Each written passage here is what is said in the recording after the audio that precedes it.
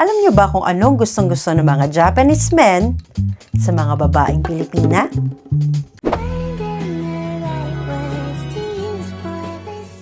Karamihan sa atin, curious talaga kung anong nagpapakilig sa mga Japanese men. Paano nga ba makakapangasawa ng Japanese? Di naman papasa ang Pinay sa mga batang Hapon.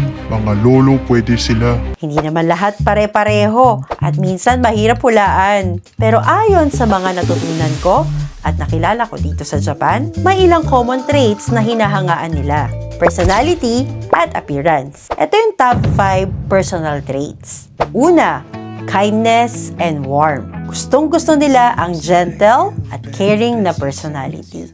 Number 2, respectful attitude. Importanteng maging considerate at respectful. Pangatlo, family-oriented. Dapat may strong sense of family at handang i-prioritize ito. Number 4, cheerful at positive outlook sa buhay ay talaga namang appealing. At number 5, cultural adaptability. Openness to learn at yakapin ang Japanese culture.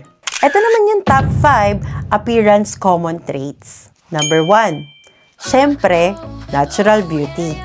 Maganda talaga ang gusto ng mga Japanese. Preferring yung simple at natural look. Number 2, mahilig din sila sa elegant style. Dressing elegantly at maayos na appearance. Number 3, healthy lifestyle.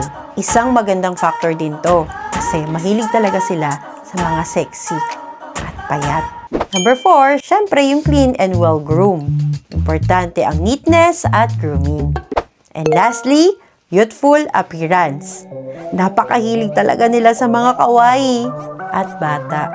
Youthful features are often admired. Ito yung hindi talaga mawawala na gustong-gusto ng mga Japanese.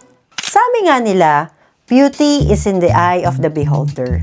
Pero it doesn't hurt to know these preferences. Sabi nga ng ilang Japanese men, I appreciate the empathy and understanding that the Filipina women show. Their respect and positivity stand out.